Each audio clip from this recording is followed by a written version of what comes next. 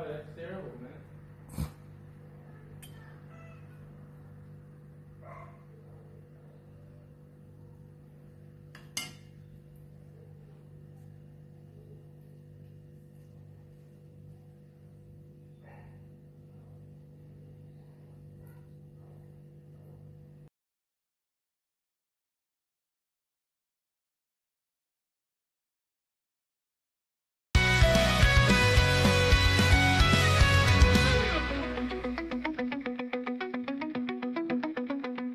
And today we're in a different kitchen, and sometimes that's what cooking is all about. It's about adapting. So we're going to be doing a curried mince.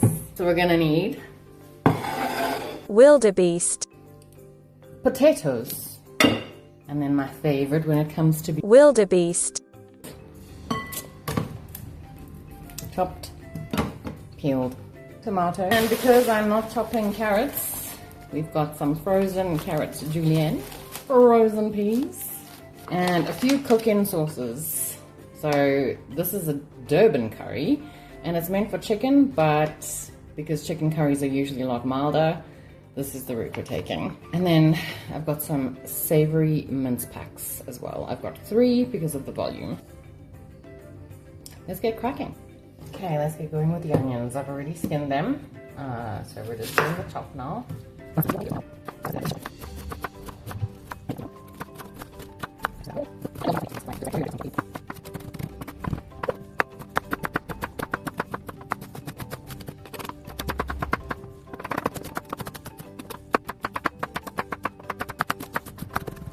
And in the pot, instead of canola oil, I'm using coconut oil today. So let me get this plate on so that we can get the onions sauteed so long.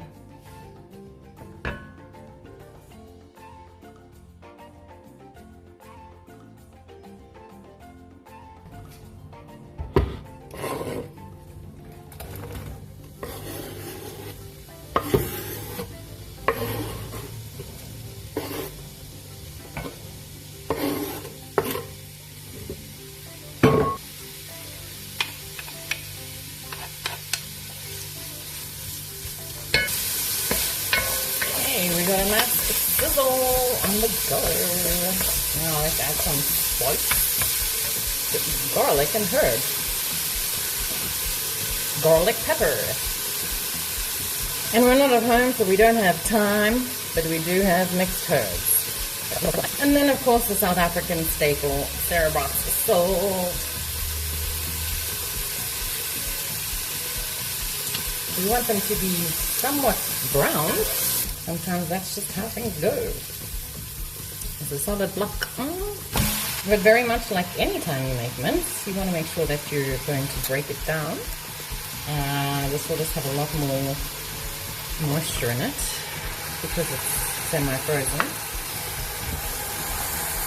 So that one's not too bad. Okay, let's try and get this stove adjusted. Okay, put on 5. Let's just see how it goes.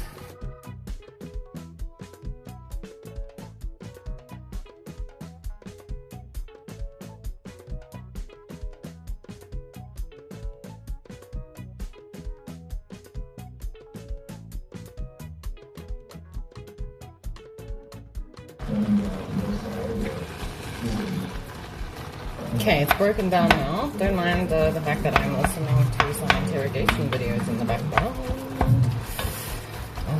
And let's just keep breaking it down. Getting all of the raw meats cooked, and then we're going to brown it for a little while.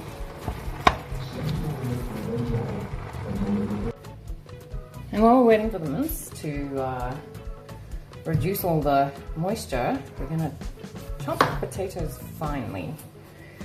So, I mean, I suppose if you slice the potatoes about the same as you would have a chip, like a chip is about that size, right? Well, in terms of that, okay? Now, if you were going to cut chips, what you would do is you would do that, okay? Okay, you would make chips, but we're not making chips, okay? We're making potato chunks.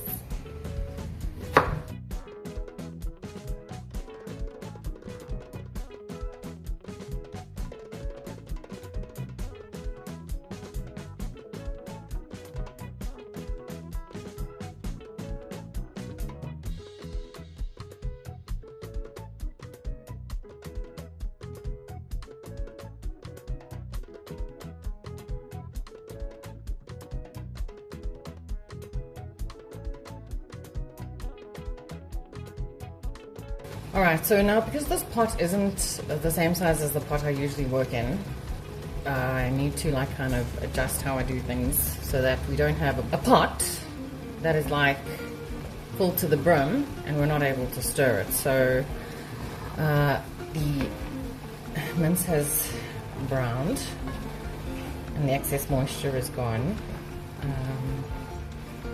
I do feel I'm going to put the peas and carrots in because they are frozen and that'll add additional moisture to this, so let's just do that. Everything about frozen vegetables is that it gets all stuck together. Okay, so I've got these big clusters in here that I'm trying to hold on to, so they go in here. Oh my goodness. Okay, sometimes using fresh ingredients can be less challenging. We've just gotten a bunch of ice there. That's fabulous. Fabulous. And let me break these on the floor. That's like 5 more carrots, but okay. Oh. Okay, that's fine. Okay, and the peas.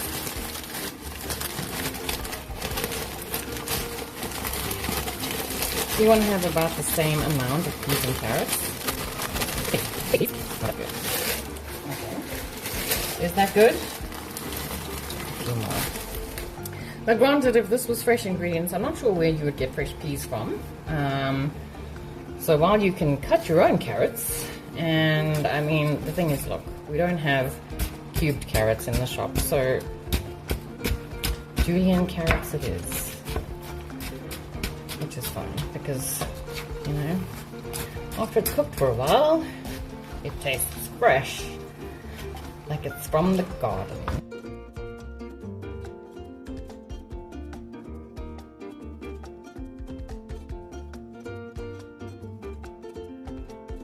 Okay, now I'm going to add potatoes, and this is going to tell me if everything is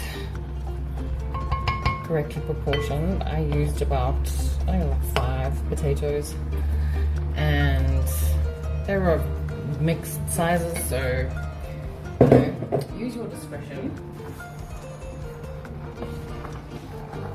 So now, at least that all of the actual ingredients are added, I can see how much room I have to play with in terms of the moisture content.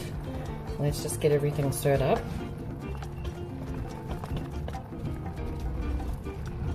Okay, so now, yes. Okay, now we've got our water. I just put in the same bowl that the potatoes have been in. Make sure you get all of that goodness out. Now, realistically, you could make your own sauce if you wanted to. You could use a broth and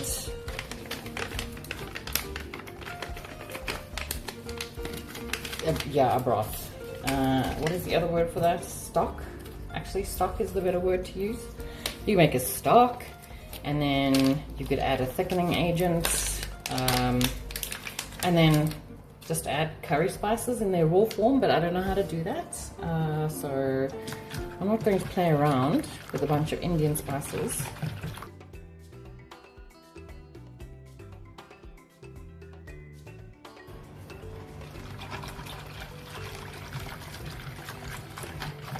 Give them a good mix. Also, I'm going to put water into the kettle and boil it, so that if I need more hot water, we don't bring the temperature of the pot down.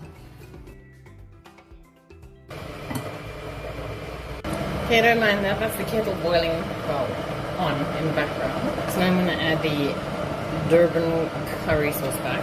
This is already a liquid one, so I need to mix.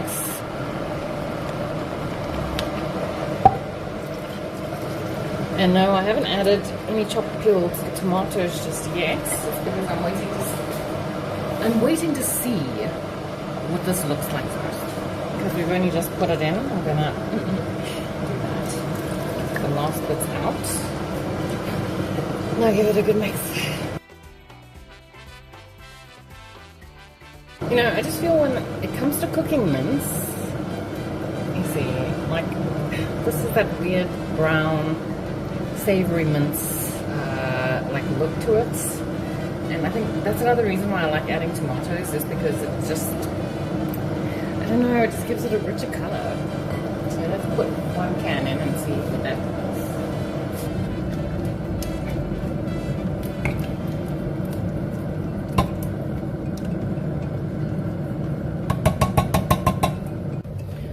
Okay, so I've added one tin. Now let's see what it's looking like. And I suppose if you want a stronger curry flavour, you can just add a different sauce, or add more of that curry sauce and less of the savoury mince sauce. Yes, I feel like that's, oh my god, please, why are there just so many flies every time? Come here, you little bugger.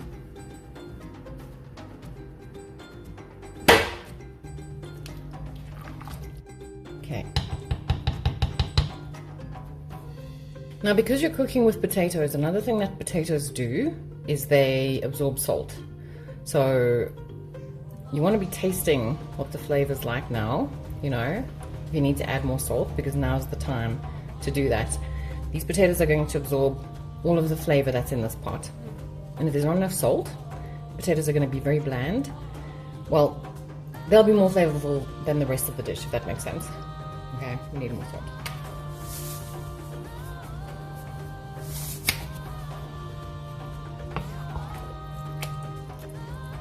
But I would advise that you not just throw salt in like I just did. You should probably put a little bit, stir it, taste it, okay? I just have like a gut feeling, an instinct if you will, when it comes to just adding things, because I've been doing this for far too long.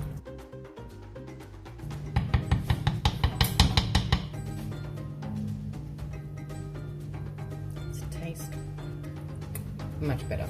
Now we can let it simmer, making sure to stir, okay, at regular intervals.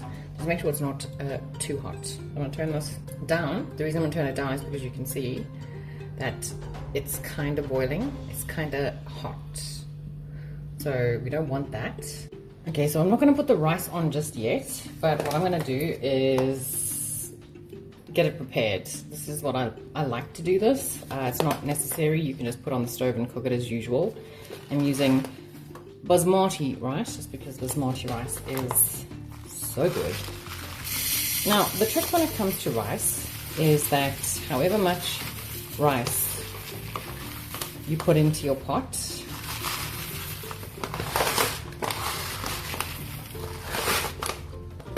you want to make sure that you cover it with like triple the quantity of water.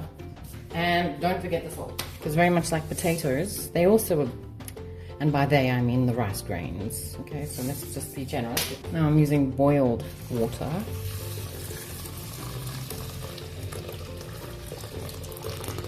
And like I said, you need 3 times what the rice is. So in this case, it was the entire kettle. And I'm literally just going to leave this here until I'm ready to cook it later. Flies in this place are absolutely wild. Okay, even though I turned the temperature down a lot, it still seems to be back at a rolling boil. Let me just remove this lid and see what I'm dealing with.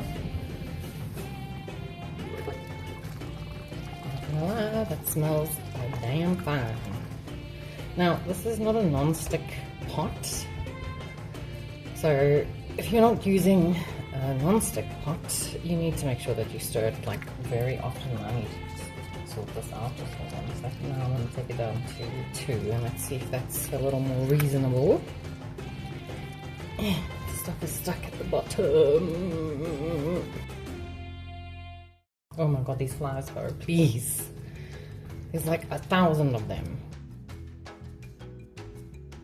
But aside from the sticking at the bottom and me not being able to figure out what temperature is best, or heat setting rather, it's looking good, it's smelling good. But now I'm in 2 minds about whether I should have added more tomato. You can never go wrong with tomato. It's good for you. Let's cover you up again. Let's assess the damage, because it's literally at a rolling boil still. I'm just going to give it a stir before I scrape the bottom, just because all of the moisture, fluid has sort of like come to the top, and I don't want it sloshing around the place. Okay.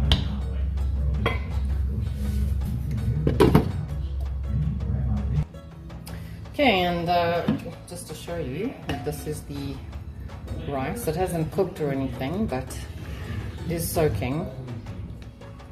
Now you can actually strain this water if you want, because it's milky, but you don't have to.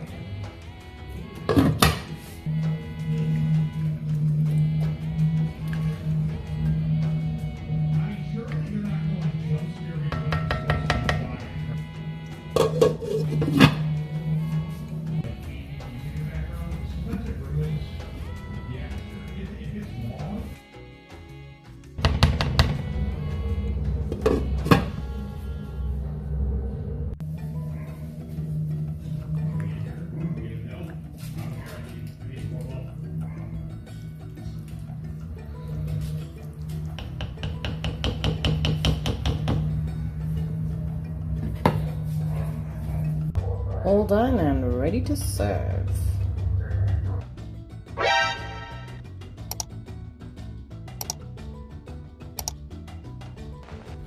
Hello, Miss Lana.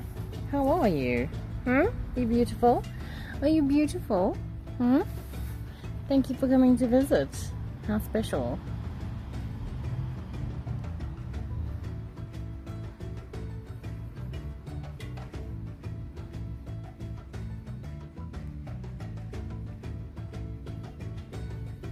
Hey, pretty girl. Hey, pretty girl. You just want scratches? Oh my goodness. Oh my goodness.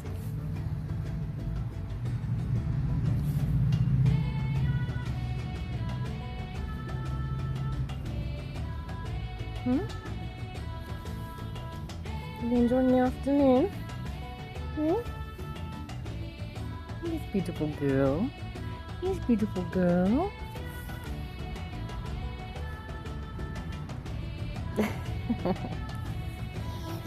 Are you needy? You have no business being so needy. No.